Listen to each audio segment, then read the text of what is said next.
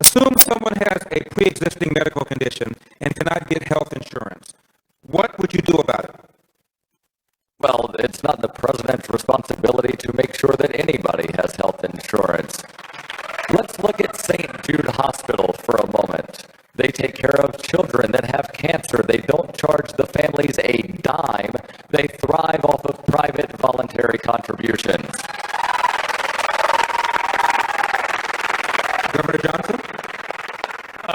When it comes to healthcare, what we need is a real free market approach to healthcare. And by the way, healthcare is about as far removed from the free market as it possibly could be. We would have health insurance to cover ourselves for catastrophic injury and illness, and we would pay as you go in a system that was very, very affordable. We would have stitches are us. We would have gallbladders are us. We would have x-rays are us. For a pre-existing condition, look, before President Obama's affordable health care plan, nobody was going without health care in this country. It in fact became somebody with a pre-existing condition was always receiving health care. It was just an issue of who paid for it. I think we've muddied this. I think Supreme Court Justice Roberts was right when he said that health care is a tax. My health care insurance premiums have quadrupled, and I haven't been to see a doctor in 4 years. Mr. Peterson. If you owned a fire insurance company and people were allowed to buy insurance after their house was on fire, you would go bankrupt. The laws of supply and demand will eventually catch up to them. And what this does is it forces insurance companies into an untenable economic situation because the communists want single-payer health care. It's time for us to allow the free market to work, end the insurance cartels by allowing people to purchase insurance across state lines. Dr. Feldman. I support universal health care. Everyone universally should care about their own health. With the Balancing Credit Program, it provides billions of dollars for individuals to each decide how to spend their money to support their fellow man, women, children. And when they're donating money to do that, because the budget is balanced, the government will have to decide where to cut and cut and cut and cut, where the private sector is already doing things better. Mr. McAfee. In 1950, healthcare was 4% of the gross domestic product. It is now 20%. Have we become that much sicker? What's happened in the interim? Doctors used to come to your house and leave. Now they are terrified of doing anything because of malpractice suits and all of the other barriers to doctors making a living. If we got back to a rational cost, the health insurance would be far less important. Please see this. Governor Johnson, on trade, would you continue trading with partners who impose tariffs on American goods and on those who engage in, as Donald Trump puts it, currency manipulation? Look, I believe in free trade. There shouldn't be tariffs anywhere, and the United States can lead on this by example. When you talk about 35% tariff on foreign goods, who ends up paying for that? Well, we do. Mr. Peterson.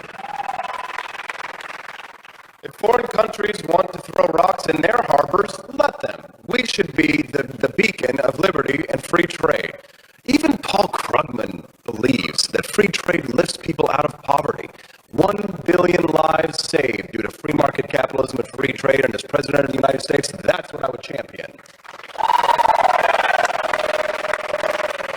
Dr. Feldman, the question is, would you continue trading with partners who impose tariffs on American goods and on those who engage in what Donald Trump calls currency manipulation? We can be fair, and if they won't be fair with us, we'll trade with somebody else.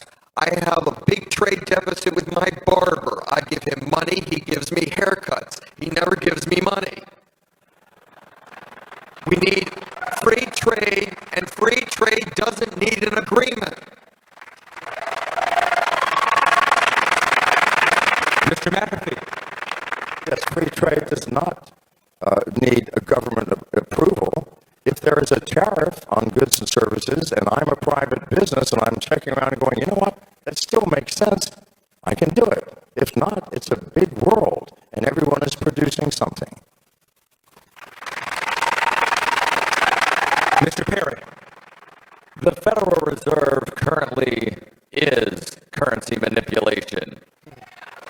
So if I, as president, were to say that nobody can do any trading of goods or services with a country that is involved in currency manipulation, then nobody can do any goods or trade with the United States because we currency manipulate.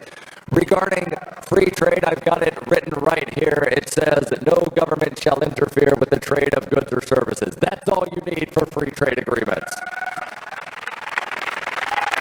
Mr. Peterson, what should be done about the Federal Reserve? Is there a legitimate function for the Fed? It's time to kill the bank.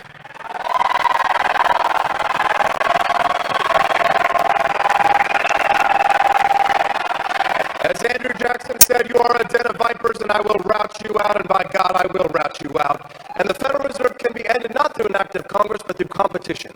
If we can allow gold, silver, and bitcoins to compete against the Federal Reserve, we will have alternative monetary institutions. We've gone without a central bank 3 times in our history. Thomas Jefferson believed that we don't need a central bank. We can have a free market in money because money is not a creation of government. Money is a creation of the marketplace. Allow a free market in money and we will restore prosperity in America once again.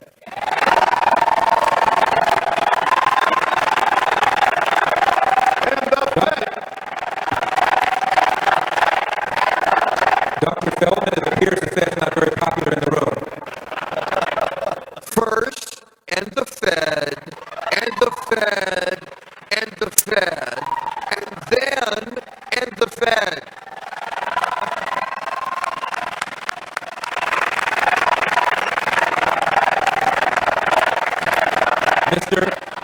Mr. McAfee. We got along without the Fed for 150 years, and we were doing quite fine. There is no purpose for the Fed other than to feed money into the pockets of the powerful and the special interests. It can end as easy as it started.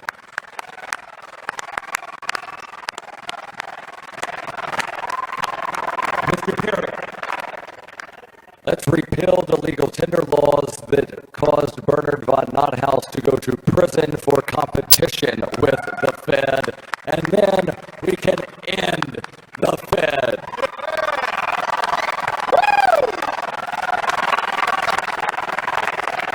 And I believe that was a felony. Governor Johnson. As President of the United States, if Congress were to submit legislation to me to end the Federal Reserve, I would sign that legislation. But I don't think they're going to send that legislation to me. I don't think that that's going to happen. But if they did, I would sign it. I think that those functions could be taken up by regional banks. That said, it is a rigged game. When banks are able to get money at 0%, they're able to take away our opportunities, for example, from the 2008 financial crisis where we could have stepped in, those of us that saved money, and actually bought houses at a real bargain, but no, we weren't allowed to. The big banks were able to step in and scoop that up for themselves, and now we have this re-inflation bubble that has occurred with regard to housing.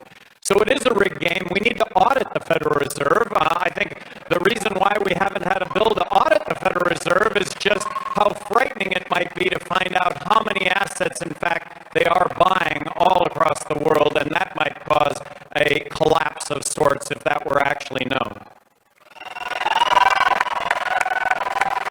Dr.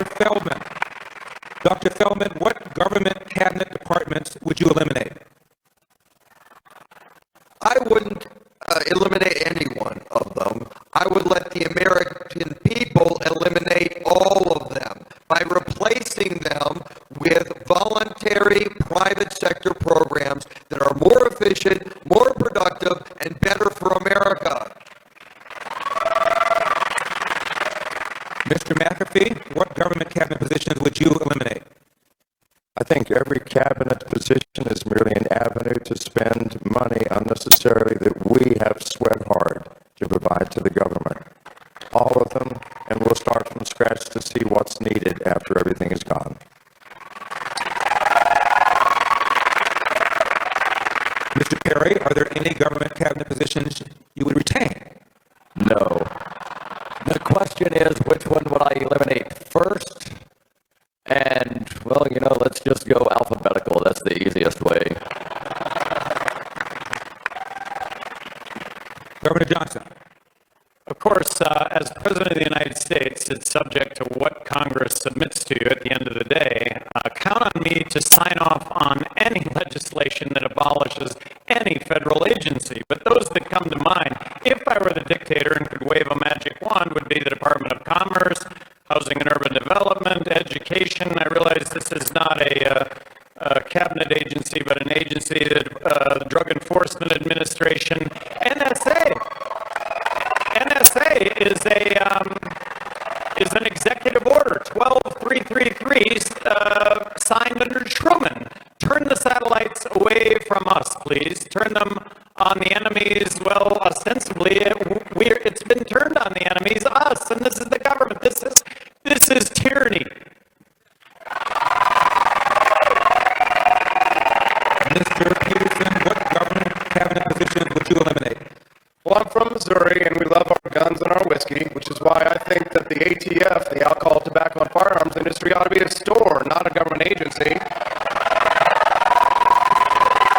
The President of the United States does actually have the authority to effectively end one institution of the federal government, and that's the DEA, and here's how.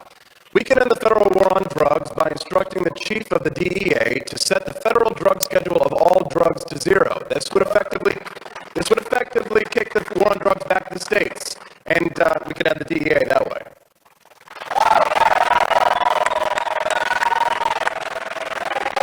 Let's turn our attention to foreign policy. Mr. McAfee, what do you think of the Iran deal? Does it pose a threat to Israel? And if so, is that a concern of America? The Iran deal, where we pay an enemy hundreds of billions of dollars to do what? Build weapons, systems, and ideas to destroy ourselves?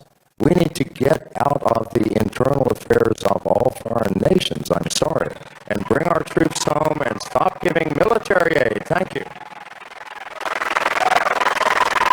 Mr. Kerry, the Iran deal?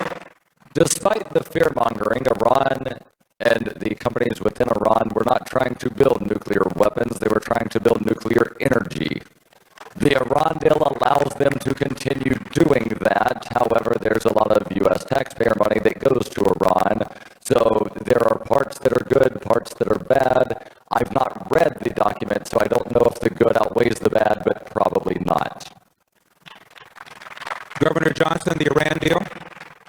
On the surface, I initially supported the Iran deal. It just made sense, but this may just sound crazy, but it turns out that Iran is categorically proven to finance terrorism. They are the #1 financiers of terrorism around the world, and because we released $165 billion, Secretary of State Kerry himself admitted that some of this money would go to terrorism. No, we should not have signed the Iran deal. We should have not unfrozen those assets. We could have engaged in free trade on an ongoing free trade basis, but no, to have released that $165 billion, there will be terrorism funded out of that. Mr. Peterson. Well, here comes the wonky journalist who's actually done the research here. The Iran deal was problematic because it was an executive agreement and not an act of Congress. The Senate is supposed to approve and ratify treaties, not the president. Congress authorized the president to make it. Now, I believe that we should have free trade with all countries, despite what their status is. Why? Because capitalism brings down tyranny around the world. Dr. Feldman, the Iran deal? Behind the Iran deal are two groups of people whose crazy, irrational hatred of each other are putting the whole world at risk of war. I'm talking about Democrats and Republicans. We have plenty of issues here to deal with and plenty of people to trade and help around dealing in the military adventures of other areas. Thank you. Mr. Perry, President Obama has called the Hiroshima bomb an act of evil. Do you agree? Absolutely. Whenever you nuke a large city and kill, what was it, millions of people, that's absolutely deplorable. President Obama was the first U.S. president to go to Hiroshima since the bombing. However, he did not apologize, and I will as soon as possible. Governor Johnson, Obama called the Hiroshima bomb evil. Do you agree? I don't want to judge actions that happened so many years ago. President Truman was faced with an obviously difficult situation based on millions of lives having been lost. I don't want to second guess in any way. One of the questions that I have regarding the bomb was, one bomb was dropped. What were the, and perhaps this is in history and I'm just not aware of it, but after one bomb was dropped, why was there not as much outreach as possible to have prevented the second bomb? But I'm not second guessing here. Difficult decision made in difficult times, and millions of lives had been lost, and so many of those lives were American lives, and we'd have lost hundreds of thousands of more American lives if we'd have had to go in and invade. Mr. Peterson, the Hiroshima bomb was called evil by President Obama. Do you agree? Hey, no offense. You started, I'm going to end it. Let me tell you something. When it comes to the bomb is just like any other weapon, just like a tool, like a drone or a gun or anything like that. If you face an existential threat, you have the right to defend yourselves. And under no circumstances would I ever endanger the national security of the citizens of the United States. That being said, the Japanese were killing 6,000 civilians a month. 6,000 civilians a month, the Bataan Death March, and the rape of Nanking. We have a right to defend ourselves using any means necessary. Absolutely. Dr. Feldman. Often who is evil and who is desperately trying to survive depends on which side of the gun you are on. Unfortunately, you have to do what you have to do. Whether it's evil, I don't know, but there is suffering, tremendous suffering, and I wish that it was not necessary, as I'm sure everybody does. But the question is, what is the president going to do? And there are tough decisions to be made that have to be made. We have to make a safer and more peaceful world where we take care of each other instead of fighting with each other. Mr. McAfee. An apology costs nothing. And what might it buy? Please, this is not an emotional issue. We have someone who felt offended. Good Lord, have you never apologized to your spouse for something you can't even remember doing? So what does it cost? What does it gain?